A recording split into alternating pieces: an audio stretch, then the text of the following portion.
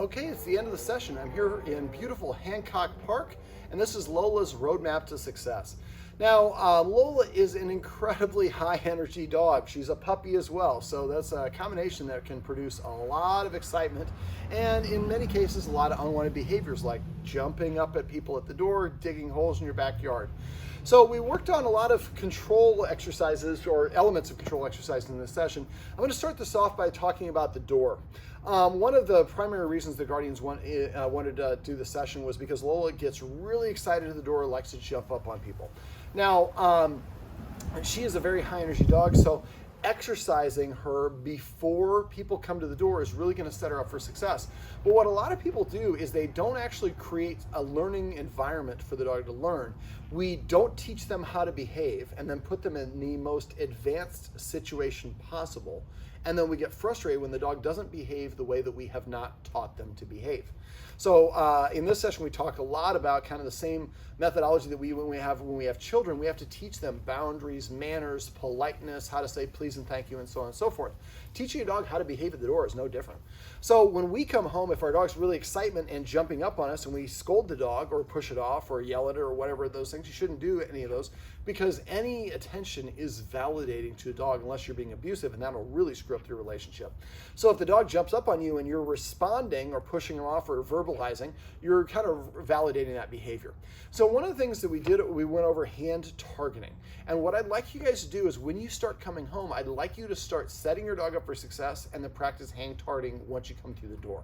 Now, to set her up for success, we're going to exercise her a reasonable amount, and you're going to try out different amounts of exercise until you find the right amount that sets her up for success at that activity. Maybe she needs 25 fetches before she practices at the door, or she needs 10 fetches before she goes out on a walk. There might be different amount of exercise for different activities. So what you want to do is kind of play around. Try 15 fetches, give her 10 minutes of rest, and then try this exercise I'm going to show you. Then next time try maybe 20 fetches, and then try the exercise, and so on. So we went over hand targeting. So when you come home, I'd like you to have a bag of Charlie Bears or some other treat in your car, and grab about 7 or 8 of them. And so as soon as you come in the door, you say touch, she touches her nose to your hand, you say yes and put a treat there, and then repeat the other side. And if there's multiple of you doing it, maybe one of you does it, then the other one does it. What we're doing is we're conditioning her to touch our hands and giving her a replacement behavior instead of jumping up on us. Now, is this gonna do this is not gonna fix the problem by itself. Exercising her is gonna help. The humans who live here practicing the exercise when they come home is going to help. But then we have a real guest come over, then we're in host mode and we're not paying attention to our dog and we feel bad when our dog jumps up. So what I'd recommend you do is reach out to your neighbors or your friends. Go through your phone book, people you haven't seen for a while. Say, hey, we have this new puppy you haven't met, Lola, and she's a great dog. She's got a lot of energy, though. We're trying to teach her to be calm at the door. We need people to help her practice. We need guests to come over and help us practice. We haven't seen you for a while. So why don't we got a bottle of wine. Can you guys come over and help us exercise on Saturday? Or help us teach our dogs some proper manners, and then afterwards we'll bribe you with some wine and some cheese. And so now they come over, but they're coming over in the pretext of helping you. So you're not thinking about being a host. You're not absent-mindedly thinking about the dog. The dog's behavior is front and foremost. And so basically you're going to exercise her first, and then you guys have been practicing the coming home and doing the hand targeting, as well as doing the hand targeting at other times when she's not excited. So when she comes home, she might just nudge their hand right away. But when they come in, if there's 2 of them, have them come in one at a time. That helps you practice. Now, there's a couple of desensitization exercises we can do, which I'll talk about here in a sec. Actually, we'll talk about now. So if you have a doorbell, the doorbell rings, the dog gets really excited because that's an indicator. That's called a precedent to dogs. That means something is an indicator something else is going to happen. So every time I hear the doorbell, there's somebody at the door, somebody comes to visit, or that's an exciting time for a dog. So that doorbell becomes like almost a cue or a command word. So what I would do is, now you have to make sure that she can't see it outside. If you have a doorbell, just have somebody sitting outside your door, ring the doorbell, and then just get skinny and hide against the door and be quiet, don't say anything. She's gonna bark, get excited, run to the door, but you guys don't do anything. You act like it didn't happen. Nobody gets up, you don't tell her to be quiet, nobody ends up coming through the door. When she gets settled down and moves away from the door, practice it again. And eventually, as you practice, you'll notice the doorbell is not making her as excited because you're helping her practice desensitizing her. Because when the doorbell rings, doesn't mean that somebody's coming through. No exciting time follows. So after a while, it becomes less and less exciting, and then something that she kind of doesn't really worry about as much. You can also do the same thing for knocking at the door. So if somebody come in there and knock and then have them be skinny and be quiet, she comes, runs to the door, she's there, but nobody comes in, and you guys are not reacting. So we take the excitement level out to both of those activities. I would incorporate both of those for the relaxation protocol, and we did a teaser of in the video above. So maybe one of those things is you're ringing, you have her there on the dog bed, and somebody lightly knocks on the inside of the door. And if she gets up and runs over, that's too much. Then they have that person lock a little bit lighter. If you have a doorbell, you can't turn down the volume of the doorbell directly, but you can. So what I would do is I would record an audio of the doorbell on my phone, and then you could play it at like 5% volume on your phone while she's on the dog bed. You play the chime, and then go say the marker word, give her a treat. Play the chime a little bit louder, marker word, give her a treat, and work your way up till it sounds like a real doorbell from your phone, and she's staying there, you give a treat, and then you can do that one, and then somebody's outside, so you ring that on your phone, go give her the treat, or play the recording on your phone, say the marker word, give her the treat, then somebody rings the actual doorbell, you say your marker word, give her the treat. You're conditioned her to stay calm on the dog bed while she hears the doorbell, but before that, the doorbell didn't represent people coming in. So we're attacking this from multiple angles. Now, when you actually have your guests come over, they're going to do the hand targeting as well. So teach them how to do it. If you need a video on hand targeting, message me. I'm happy to share it with you. You can share the link with them. So they come in. There's a bunch of treats in a little bag on the right outside the front door or on the mailbox, and they come in. They grab those first, and they ring the doorbell. And it'd be nice if you can condition her to stay on the dog bed. You have to complete the relaxation protocol first. So you have your friends come over, and they come through, and they ring the doorbell. If she does come to the door, you can have them do that a little bit of the hand targeting, and if she practices enough, she should be very open to it, because that's what we do at the door now. But eventually, with enough practice, you should be able to have her on the dog bed. They come to the door, they ring the doorbell, you invite them in, they come in, you wait for her to settle down, and then you call her off the dog bed or give her that release word. Let me see. Make sure your guests are not coming in and go, oh, Lola, what a happy day. That's going to guarantee cause her to freak out. So when you guys come home, make sure you're not overexcited. If you want to pet her a little bit, that's fine, but I usually recommend that we kind of ignore the dog when she's overexcited, because it's just not an energy or a behavior that we want to reinforce. You can't reinforce emotions, but you can reinforce the behavior of jumping up and being excited. So what you'll find is if you do this more and more often when you come home, she's excited for like 20 seconds, then settles down, then you do some hand targeting, then maybe send her to the dog bed a couple times, and when she's calmer, it's easier for her to listen, and then you have her doing some positive activities, and you reward her for those positive activities as opposed to jumping up on you. So try to arrange, if you can, after you finish the relaxation protocol, you've completed the 15 days or the 15 steps. It might take you more than 15 days. Then I would desensitize the dog with the knocks and the rings of the doorbell. And after doing that for about a week, until where you can ring the doorbell and she doesn't really freak out or knock, and she doesn't freak out or run at the door, then I would start having your guests come over. And what I try to do is I try to arrange for a guest to come by every day for 7 to 10 days. If you practice once and skip a couple days and practice again, it's really hard to make momentum with dogs. So if you practice 7 days in a row with different people, and you've already worked on the other stuff we talked about, well, then she's going to get better and better at faster, because you're accelerating the process. Most of us practice once, don't practice for a week, and then we say we're not getting good results. When people call me up after the session and say they're not getting good results, and I ask them how frequent they're practicing, almost 100% of the time it's sporadically. So don't do that. Just really focus on, let's bite the bullet and spend 10 days or 2 weeks really working on this, and really let's make some good progress instead of half butting it for a couple months and being frustrated because you're not getting good results. All right, so now let's go through the stuff we went over in the session. We went over marker words. I have a video on marker words. Make sure you're saying the marker word every time your dog does something you want. Remember, if the thing has duration to it, like waiting on the dog bed for a length of time, we say the marker word at the end of it. Then we say the marker word, then we reach and grab the treat, and then we give the dog the treat. Don't reach for the treat as you're saying the marker word, or don't have the treat here and say the marker word. And if you're holding the treats up here and the dog's not doing whatever it is, it's probably looking at the treats. So put your hand down here with your treats, or better yet, get the mini treat pouch from PetSafe, like one of these. And you could also give this to your guests. So if your guests come in and are carrying this, and the dog can only get treats from the guests by doing things that you want that require 4 on the floor, like sitting, laying down, hand targeting, and so on. Now, you will get some guests say, oh, it doesn't bother me when she jumps up on us. Actually, we invited you over because I understand because it doesn't bother you, but it bothers a lot of other people. So we want you to play the part of somebody that doesn't like that happening, so we can help her practice. If she does it, I know it doesn't bother you, but we really don't want to make a big deal, and we certainly don't want to reward her for doing it. Because some people think, it's just a dog. Well, then she's practicing the behavior we don't want. All right, so hand targeting. The marker words, make sure you're emphasizing using those. And remember when you use the cue, the command word, we're not going to say that until we're 90% certain the dog's going to do the action. So sometimes I have to do the action multiple times in a row. Like I'll motion the dog to sit and say yes, and I'll take a step away, motion the dog to sit and say yes, treat, step away, yes, and treat. Do that about 5 or 6 times. So the dog's kind of doing it really easily. Then I step away and say sit, and then motion the dog, and then say yes and give her the treat. I would recommend you do exactly what I just described with her. She knows how to sit. I do not think she knows how to sit on a verbal cue. And I think she's used to hand signals or other things. So what I would do is just do what I just said. Just grab about 20 treats, have little E-Man help you out, walk from room to room, sit, and then lure her into sit. When you're luring, keep the treat within 1 inch of her nose. So if I go up here and she stops tracking, I go back to her nose and lure her up.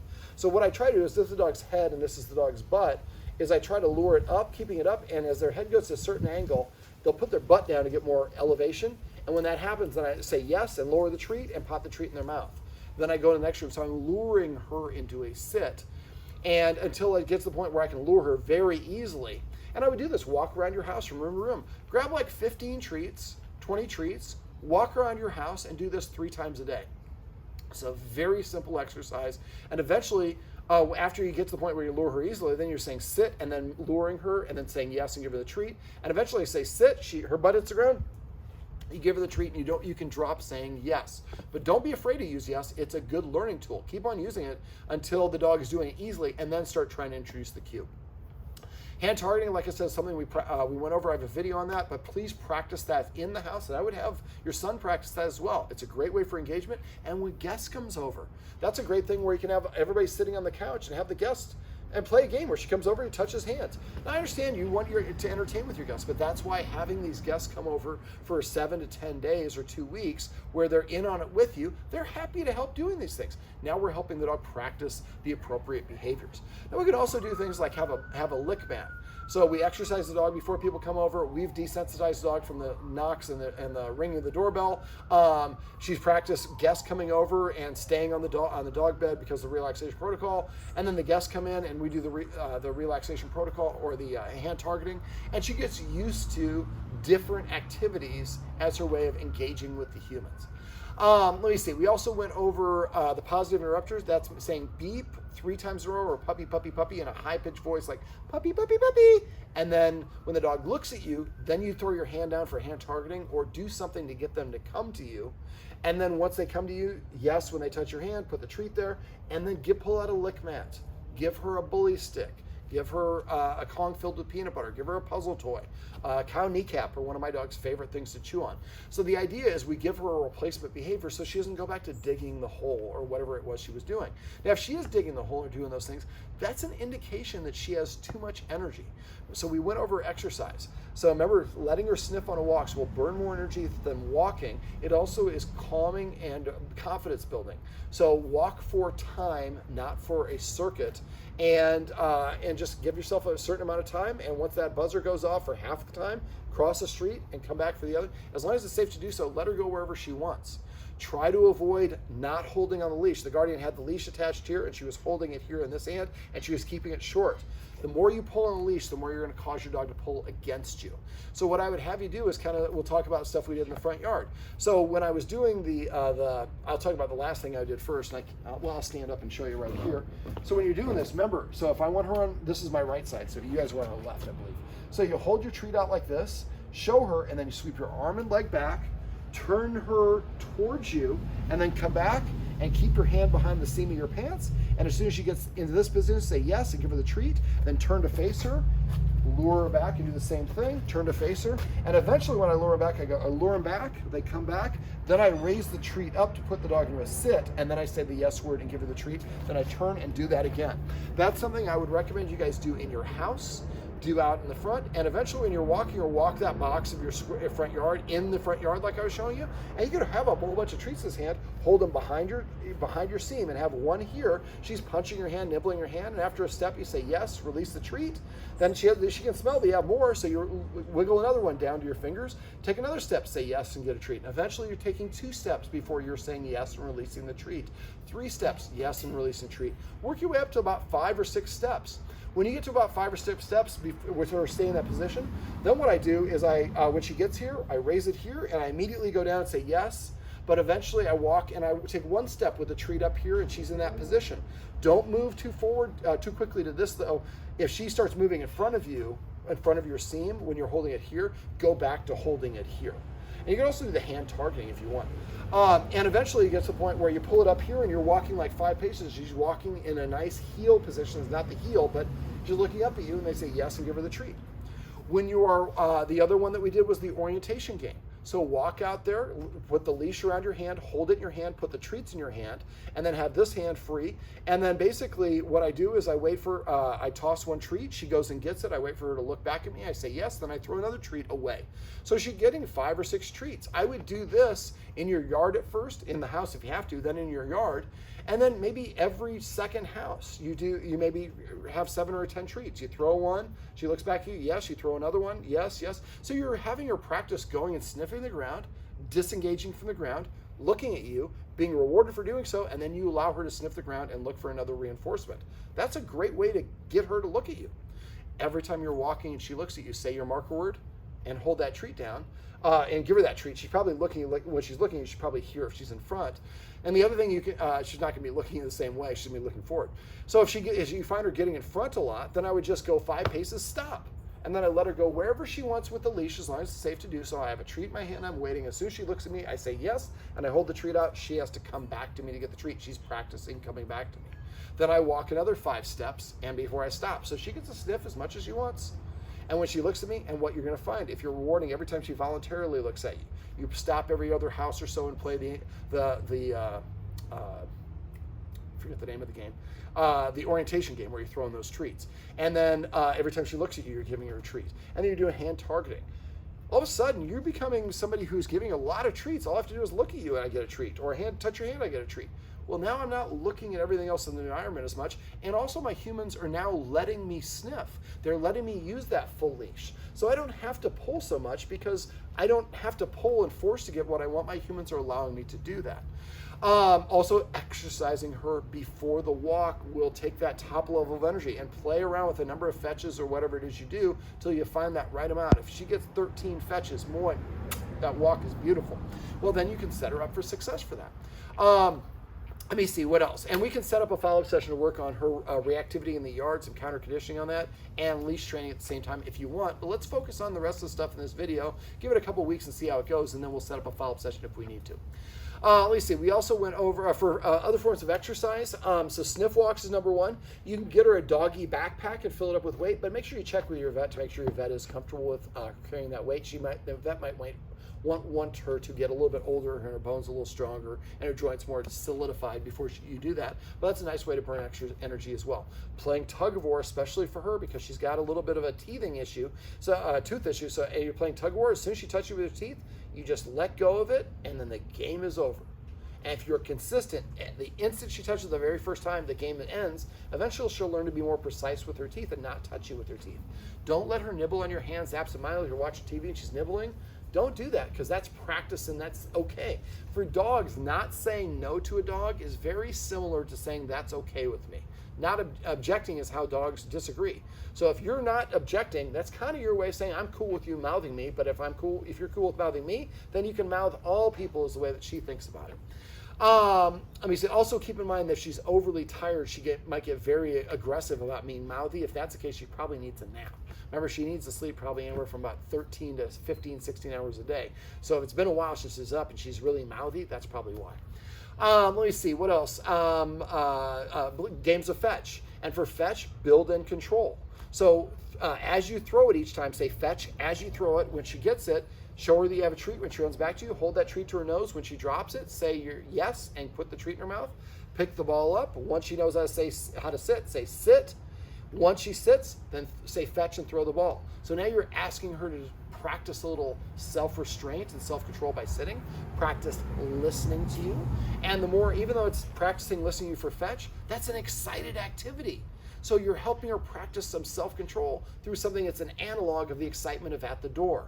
So there is a correlation between these things. So you're asking her to burn energy and then return herself to a self-control, then burn energy and self-control, and it's a wonderful way to practice. Fetch is obviously a great way to do it. Let me see. If you guys have stairs, I mean, you could even throw the ball down the stairs and have her go up and down the stairs, but that would be something I'd also want you to check with your vet because that's a repetitive activity that might be causing problems.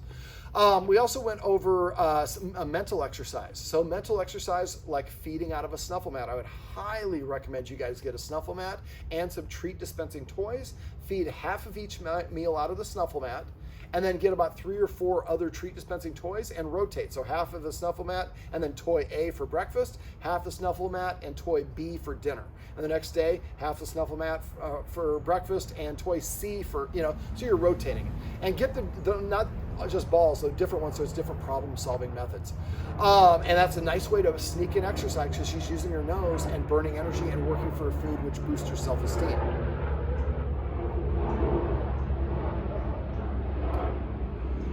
We can also use training as a way to burn energy. Just make sure you keep training sessions maximum of 3 minutes long, and you always end on a positive, so the last memory the dog has is of something positive. Otherwise, they won't want to do it the next time. Let me see. We can also give her chew items.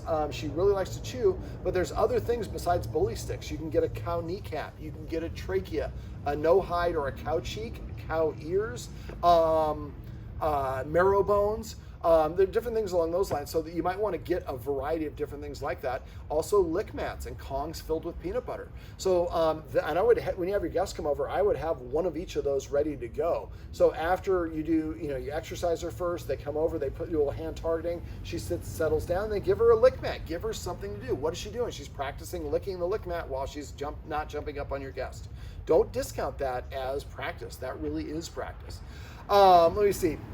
You can also do scent games. I showed you Cookie in the Corner where you taste one treat, toss it, and say, I think find is the word that you guys use. So find as you throw it, then when she licks it up, you say your marker word yes, then show her you have a treat, and say come. She comes to you, say yes, and give her that treat. Eventually, when she comes to you, ask her for a sit, and then say yes and give her the treat. So when she meets people, she just sits down in front of them.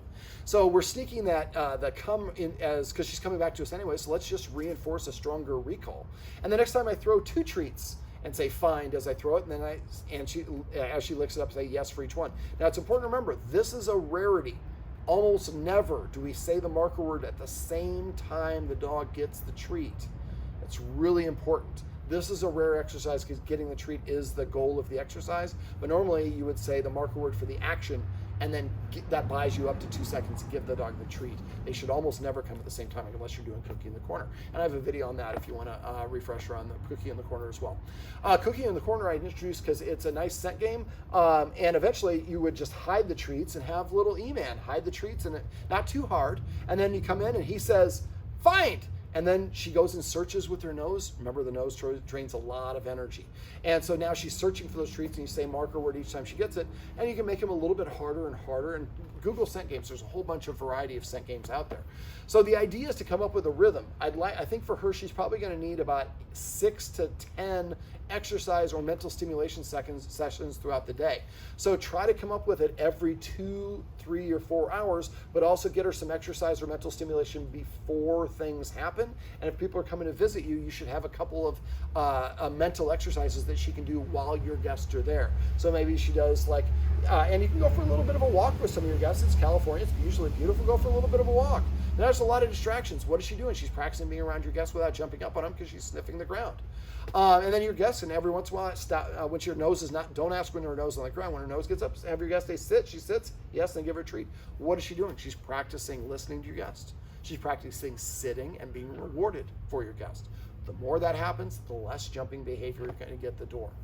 Let me see. So get into a rhythm, find a way to do it, and alternate between physical exercise and mental stimulation, and play around with the number of reps and how frequently and how often you do it until you come up with the right combination for different activities or to set her up for success. And don't be afraid to exercise her, like I said, before a walk or before training or something like that, before the relaxation protocol. If she gets really high energy, then burn some energy. Play fetch, give her 10 minutes recover, then practice the relaxation protocol.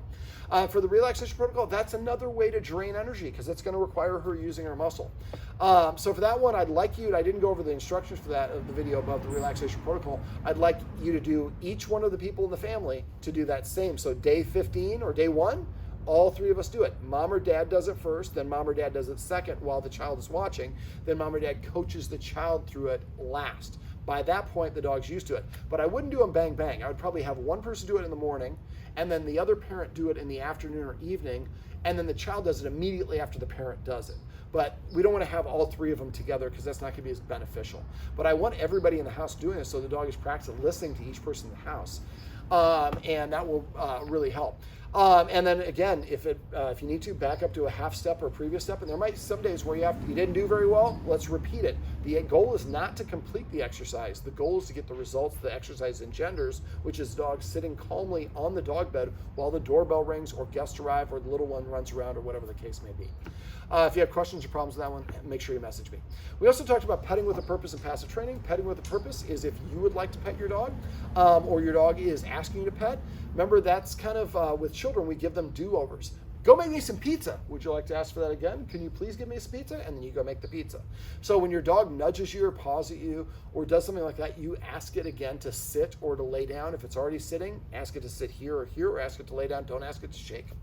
You only got to ask it once. If it does it, you say your marker word and pet here, here, here, or here. If it doesn't, you just go back. Playing hard to get works great for dog training. Watch TV, read some emails on your phone, play with your son, and then the dog is missing out. There's no retribution. If you don't want to sit, that's totally fine. But you don't get rewarded because you didn't do what I asked you to do. After a while, the dog will start sitting to prepay for attention. When it does, make sure you say that marker word and reward. Otherwise, it will go back to nudging you or jumping up. And then make sure you use the word manners. So if you see somebody in the house is petting and you think they forgot to ask, you say manners. That person stops, tells her to sit. When she sits, they say yes and pet her on her chin and then explain, I did it right, you missed it, or thanks for reminding me. We also went over celebrating, which is rewarding the behaviors the dog does voluntarily. This is incredibly easy and incredibly powerful only if you do it a lot. So every time your dog sits, looks at you, lays at your feet, drops the ball, drinks water, poops, brings the ball for fetch, anything that's desirable, say your marker word and follow it up with a pet or a treat. And use the word celebrate. So if I'm sitting here and I'm not paying attention and Lola walks up to me, somebody says celebrate, I just say yes and pet her as fast as I can. I don't need to know why I'm petting her. Somebody else saw it, I'm gonna take their word for it. I'm just gonna mark the behavior and reward it. The more you reward a dog for a behavior, the more the dog will offer that behavior. Right now, jumping up probably gets pushing and shoving and chastisement. That's a great way to get attention from the humans. Let's start giving the dog attention for the things that we want and rewarding her for doing those things so she starts doing those desired behaviors as opposed to things we don't want her to do. Let me think, what else did we go over? Other exercise. No, I talked about the snuffle mat. I'm trying to think. I think that's just about it. Oh, rules and structure. So rules, not being allowed in the kitchen when we're preparing food, not being allowed around humans who are eating. And again, like I mentioned for the relaxation protocol, you can have your son practice eating a snack at that table in your living room while you practice the relaxation protocol. Don't run away from things the dog doesn't do well. Engage and engross yourself in them, engage in them, and practice so the dog knows how you want it to behave. And then there's pre-max. So pre-max is the less desirable behavior earns me a more desirable behavior. Sit at the door. I go to the door and say sit once. If you don't sit within 2 seconds, I walk away and sit down, wait 1 minute, come back and tell the dog to sit again. It has 2 seconds to sit. I'm only asking once. If it doesn't sit, I walk away, sit down for 2 minutes, 4 minutes, 8 minutes. Make sure you sit down when you walk away. But as soon as you say sit and the dog sits, fly that door open. This will teach the dog to sit, to ask to go out the door. I would do this a sit before you prepare food, sit before you're, like I said, during fetch, sit at every corner when you're on a walk. Sitting is also a good indicator for how aroused your dog is. So as you're walking out of your house and you're going for a walk, maybe every 60 seconds you ask for a sit. You're gonna find the further away from your house, the harder it is for your dog to listen. So you might find that, you know what, when I get after 5 minutes, I'm so far away the dog can't listen. Well, then we just start practicing not walking further than 4.5 minutes away, because that gets too far away from the house. And the dog's probably more and more around. So stopping and checking in and asking for a really simple cue is a good way to see, is the dog over threshold or is it able to listen to me? When you're doing those play dates, which is another way to burn energy, make sure you're doing those treat outs. So remember, treat out is where I put my hands on the dog's paws or dog's thighs. I pull it backwards, and as soon as it turns its head, I say my marker word and give it a treat. That's why we call it a treat out, not a timeout. It's important to practice this at home when there aren't activities dogs really wants to do, so it's used to that interaction. Then when you're setting up those play dates, have the other guardian do the same thing anytime the energy level gets over level 5. Now, there's probably some other stuff I forgot here. If you forget any of the things that we go over or any other questions, text me. I get a lot of phone calls, I get a lot of emails. Text messages kind of move you to the front of the line. So please text me if you have any questions or problems or things stop working. It's very normal to make text adjustments in the weeks after the session, but I've had people call me years after the session with a completely different issue. I can share videos I've worked with other clients or give you some tips over the phone without having to come out. If you do want to work on the loose leash walking reactivity, like I said, let me know. Try to let me know with a little advance notice if you can. I'm usually booked about a month in advance, but we can set up a 1-hour follow-up session and work on those things. All right, this is Lola's roadmap to success. Remember, everything you do trains your dog, only sometimes you mean it.